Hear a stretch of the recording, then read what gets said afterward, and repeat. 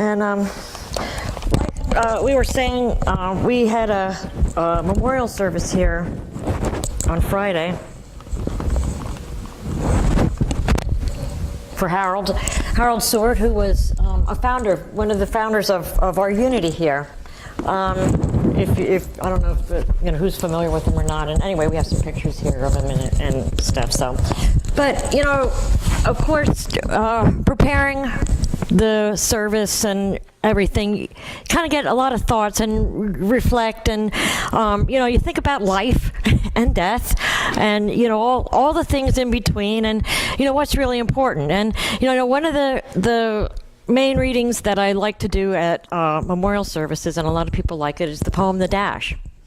And there's a part in there that really, really struck me, and especially with Harold. It says, so think long and hard. Are there things you'd like to change? For you never know how much time is left that can still be rearranged. If we could just slow down enough to consider what's true and real, and always try to understand the way other people feel. Be less quick to anger and show appreciation more, and love the people in our lives like we never loved before. I think those 3 stanzas of that poem is very awesome. The whole poem is really awesome, but especially those 3 stanzas. And something that hit me after reading that, when Art came up and shared, and you said about like studies that they're doing on reincarnation, people that have near death experiences, and they come back and they say that you spend time reviewing your life, not in a judgment, but like in a review. And you get to feel how other people felt. Is that right? I thought, wow, how powerful is that? We get to feel how we made other people feel. And it brought back to me a saying that it says, people may not always remember exactly what you did or what you said, but they will always remember how you made them feel. Remember, what you do echoes in eternity. And I thought about that, how you make people feel. And, last week, I told a story about, a guy that his brother gave him a car. And when a young kid saw it and he said, wow, that's a neat car. And he said, yeah, my brother gave it. And the kid, you would think he would say, wow, I wish I had a brother like that. But instead he said, wow, I wish I could be a brother like that. I mean, that's really amazing, because he was thinking about how he could make somebody else feel instead of how he himself felt. And, Jesus talked about love. All of Jesus' teachings were based on love. Judgment, when you talk about judgment, forgiveness, thoughts, they're all boil down to love. And really, when you take every religion and you boil it down, it talks about love. God is love. That's the main theme in most religions.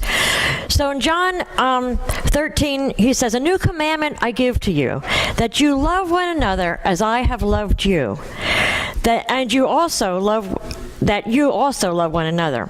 By this shall all men be known that you're my disciples, if you have love one to another. And in John 15, 10 to 12, he says, if you keep my commandments, you shall abide in my love, even as I have kept my Father's commandments and abide in his love. These things I have spoken to you, that my joy might remain in you, and that your joy might be filled. This is my commandment, that you love one another as I have loved you. Basically it's saying, to get that joy inside, all we have to do is love. Make other people feel loved. And I thought about, how many times do we really think, and Sue and I had a conversation this morning, how many times do we really stop and think before we do things, say things, or whatever, how that other person's going to feel, or how more people are going to feel. there's a thing right now that and sometimes we take stuff and we take it to the max. People say, and it's true. Don't take anything personally. You shouldn't think about what other people say, or what other people think. You shouldn't think about what other people think, and that's true as far as your desires, your dreams. You shouldn't think about what other people think. It shouldn't matter what other people think. However, is that true when we think about what we say, what we do?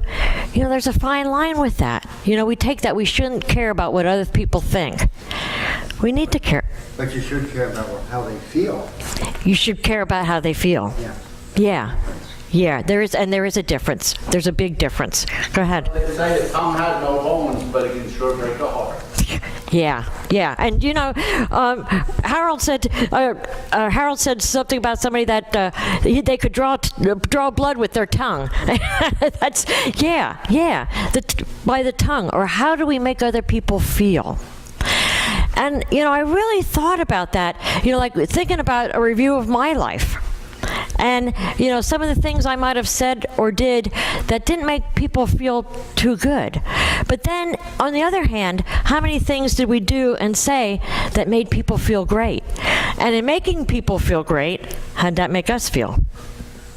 Great. Yeah. But we forget that.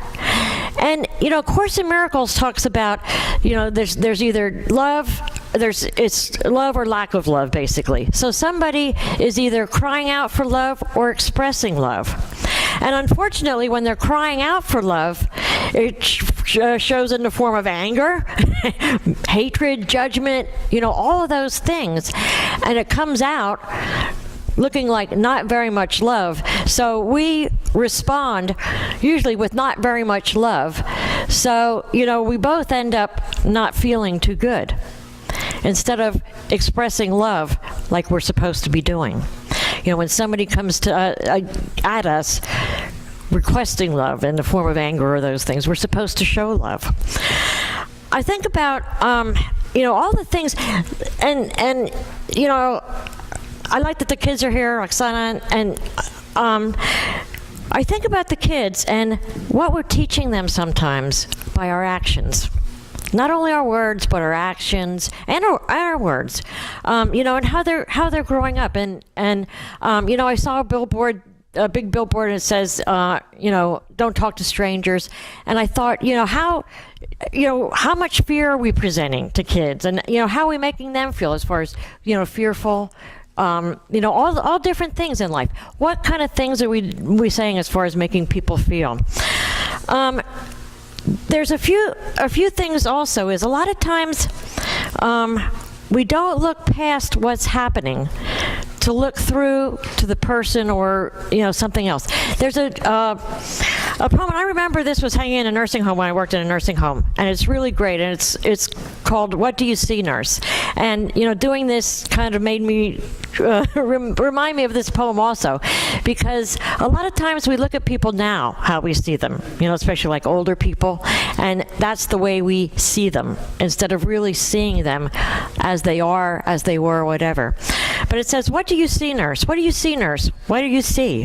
What are you thinking when you're looking at me? A crabby old woman, not very wise, uncertain of habit, with faraway eyes, who dribbles her food and makes no reply when you say in a loud voice, 'I do wish you'd try,' who seems not to notice the things that you do and forever is losing a sock or a shoe, who, resisting or not, lets you do as you will, with bathing and feeding the long day to fill.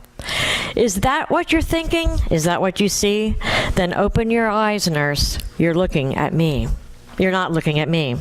I'll tell you who I am as I sit here so still, as I move to your bidding, eat at your will. I'm a small child of 10 with a father and a mother, brothers and sisters who love one another. A young girl of 16 with wings on her feet, dreaming that soon a love she'll meet. A bride at 20, her heart gives a leap, remembering the vows that I promised to keep. At 25, now I have young of my own, who need me to build a secure, happy home. A woman of 30, my young now grow fast, bound together with ties that shall ever last. At 40, my young sons have grown up and gone, but my man's beside me, and I see I don't mourn. At 50, once again, more babies play around my knee. Again, we know children, my loved ones and me. Dark days are upon us, my husband is dead. I look to the future, I shudder with dread. For my young are all rearing young of their own, and I think of the years and the love that I've known. I'm an old woman now, and nature's cruel. 'Tis her jest to make old age look like a fool. The body it crumbles, grace and vigor depart. There is a stone where I once had a heart. And inside this old carcass a young girl still dwells, and now again my bittered heart swells. I remember the joys, I remember the pain, and I'm loving and living life over again. I think of the years, all too few, gone too fast, and accept the stark fact that nothing can last. So open your eyes, nurse, open and see. Not a crabby old woman. Look closer, see me. I think that's awesome. And you know, sometimes, Harold really taught me a lesson in his living and in his going, because preparing his message, I really thought about him. And I thought how slow he was, and we laughed about that on Friday, how slow he was. But he commanded you to lean forward and listen to him. And he talked very soft-spokenly and very slow. And if you took the time to listen, he had a great message. And too often, we're so busy in life.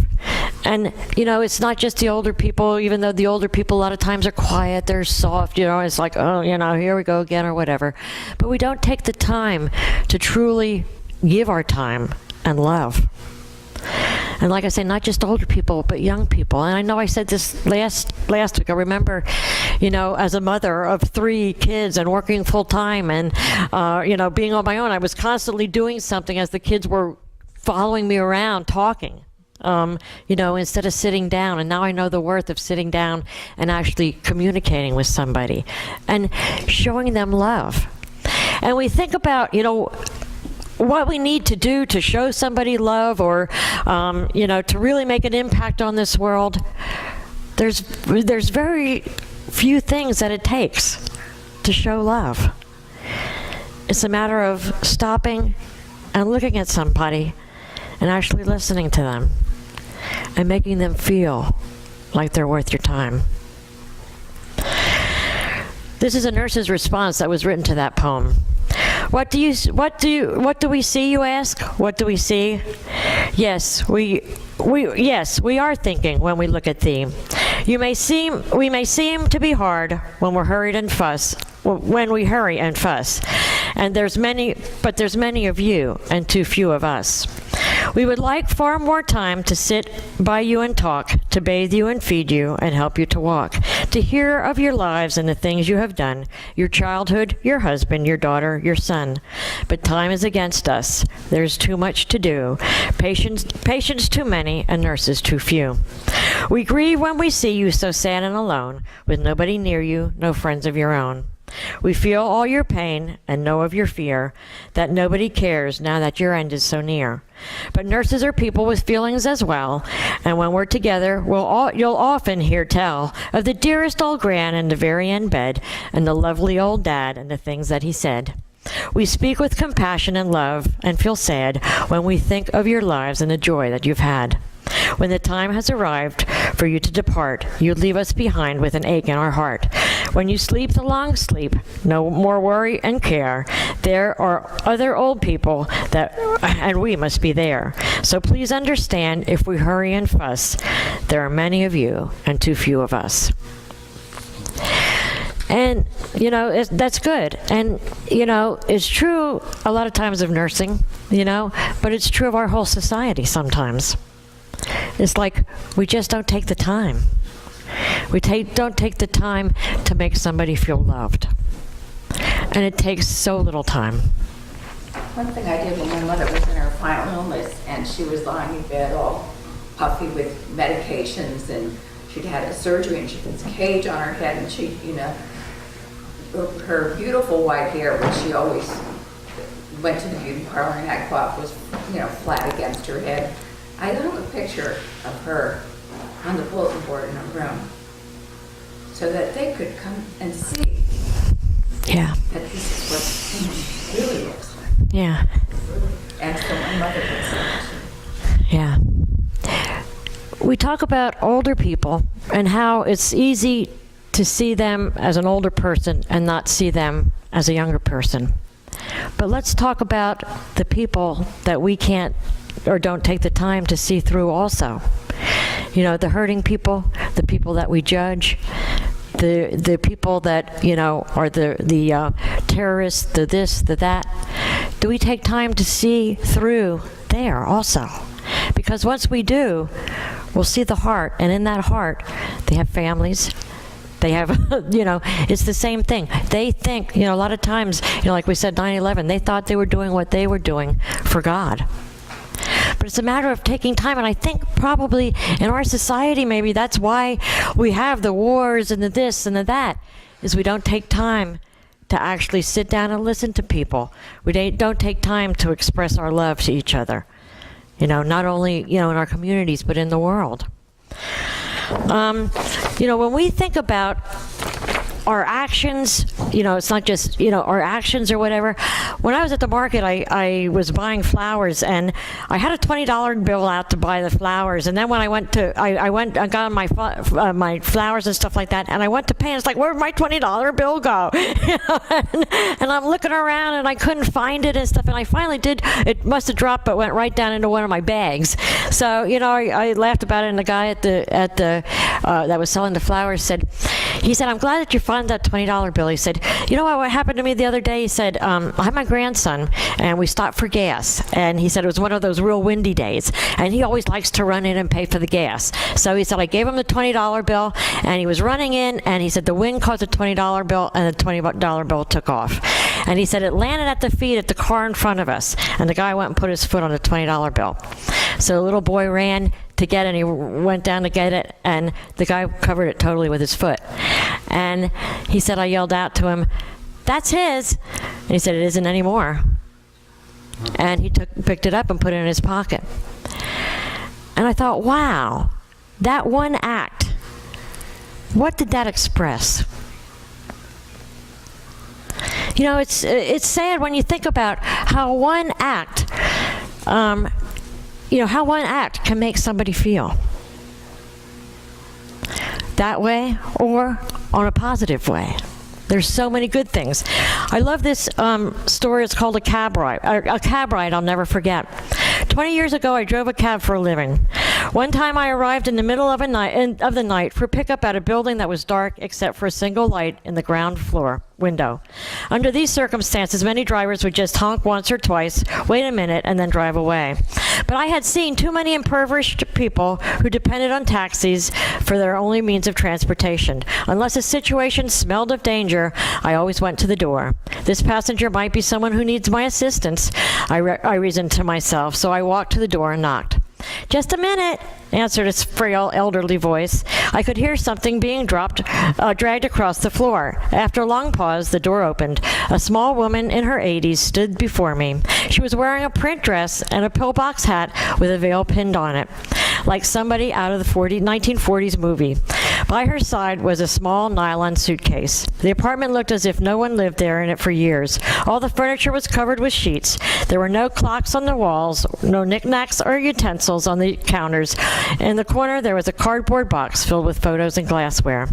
Would you carry my bag out to the car, she said. I took the suitcase to the cab, then returned to assist the woman. She took my arm and walked slowly toward the curb and kept thanking me for my kindness. It's nothing, I told her. I try to treat my passengers the way I would want my mother treated. Oh, you're such a good boy, she said. When we got into the cab, she gave me an address, then asked, could you drive through downtown? It's not the shortest way, I answered quickly. Oh, I don't mind, she said. I'm in no hurry. I'm on my way to a hospice. I looked in the rearview mirror. Her eyes were glistening. I don't have any family left, she continued. The doctor says I don't have a very long time. I quietly reached over and shut off the meter. What route would you like to take today? I asked. For the next 2 hours, we drove through the city.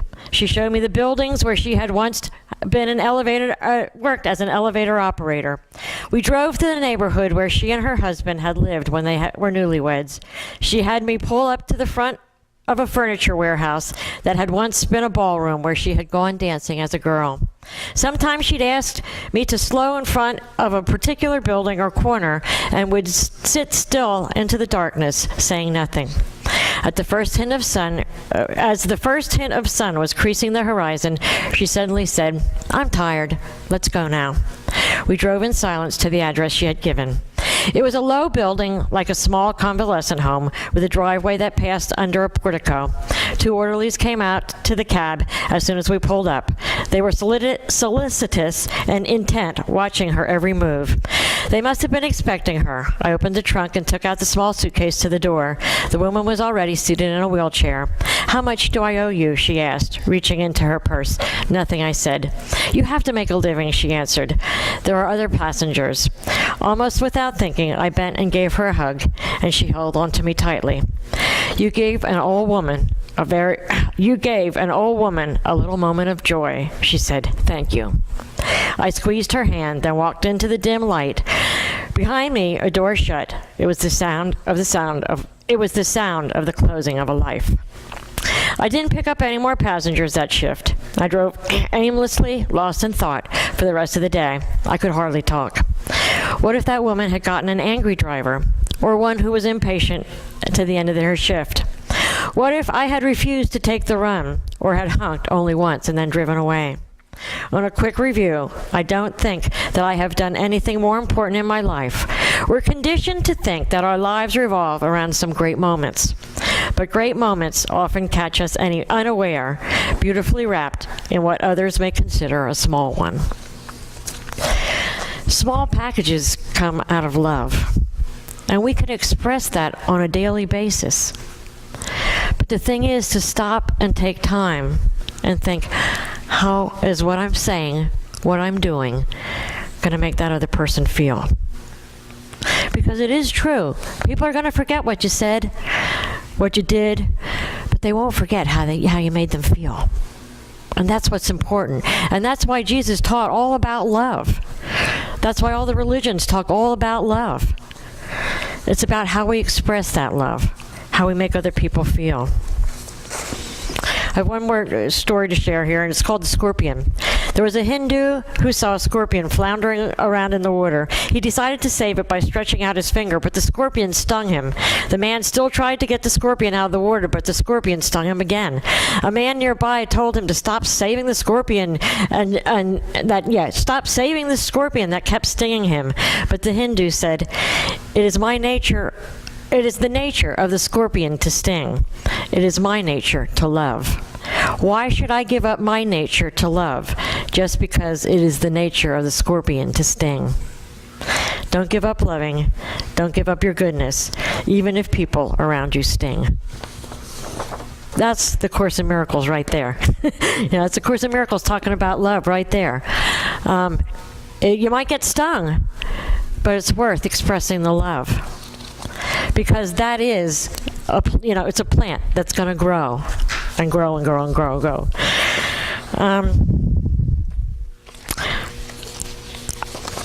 Charles Fillmore went on this meditate for love. He continues in saying, the love current is not a projection of the will.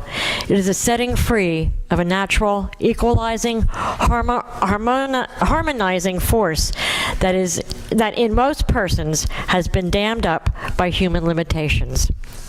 Sometimes we are afraid to love. It's going to make us vulnerable. It's going to make us weak. It's going to make us look lowly, to love, to share that. The ordinary man is not aware that he possesses this mighty power, which will turn away every shaft of hate that is aimed at him. Here is a faculty native to man, existent in every soul, which may be used at all times to bring about harmony and unity among those who have been disunited through misunderstanding, contentions, or selfishness. Love is more than mere affection, and all our words protesting our love are not of value unless we have this inner current, which is the real substance. Though we have the eloquence of man and of angels, and have not this deeper feeling, it profits us nothing. We should deny the mere conventional surface affection, and should set our mind on the substance of love. And it is. Love is a decision. We're going to sing Love is My Decision. And it is. It's a decision that we can make. And, you know, when I think about sitting down and reviewing my life, I want to see those pictures and I want to feel the love that I showed to somebody else. And to do that, I have to cultivate that love and start now, making every moment of time worth it. You know, express that love and see through. See through if it's hard, see through to what is lovable, you know, in that person, that situation. And that's what love is all about. It's like the slogan, be the change you want to see. Exactly. Exactly. If we want to see more love, we need to express more love. We don't have to do anti-war movements and, you know, all we got to do is express love. And that's what we'll see. So, in closing,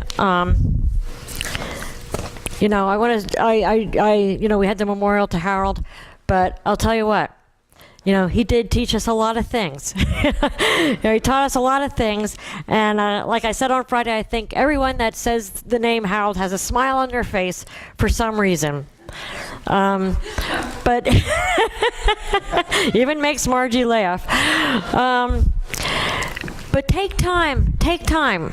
You know, when we leave this room, take time and, you know, make a commitment to take time. Take time. Give your time to someone that you don't normally do and express love. It costs very little. You know, there's so many different things that we can do to express love that doesn't cost anything. But the rewards are huge. The rewards are huge. You know, remember, a new commandment I give you, that you love one another as I have loved you, that you also love one another. So I'd like to take these thoughts into meditation.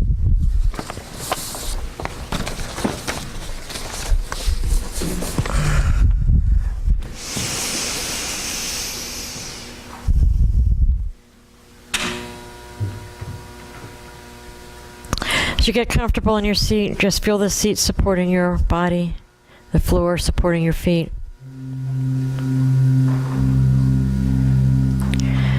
Feel the energy of love conveyed in this room.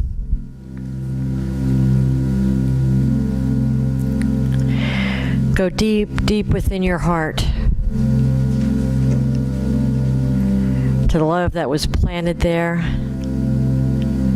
and thrives in every human being.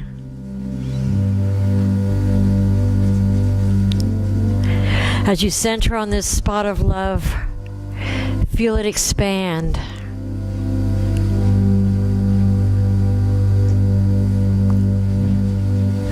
Feel those feelings.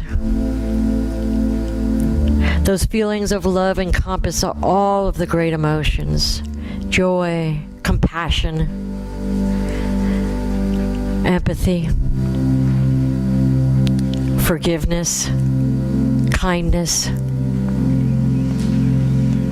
All those are expressions of love.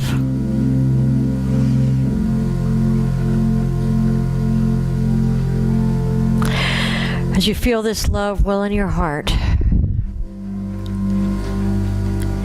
see it expand into this room.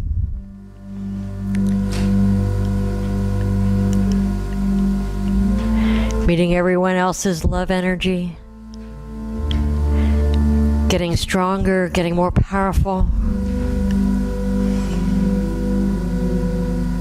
See it leaving this room into this community.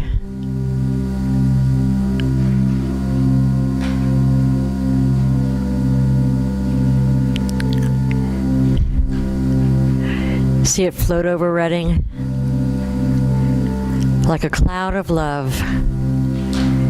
And as it descends, it's almost like a mist of fog. And you know that everyone feels it. I invite you to take a particular person or situation that you might find it hard to express love right now at this moment.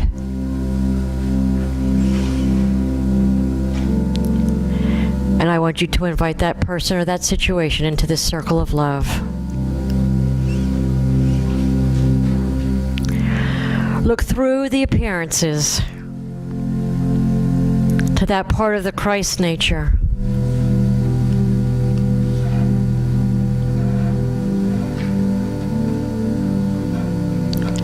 where you truly see who you are and who they are.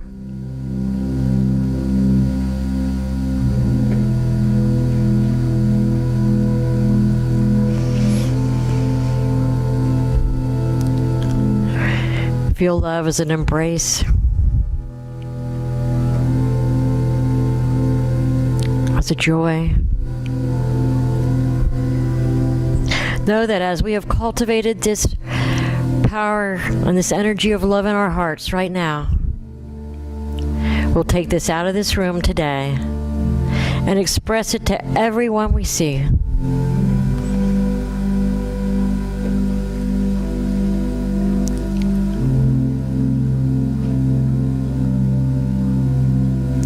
Know that you are loved and you are love. And so it is. Amen. As you feel ready, you can open your eyes and come back into this room with a feeling of expansion, of love, of sharing.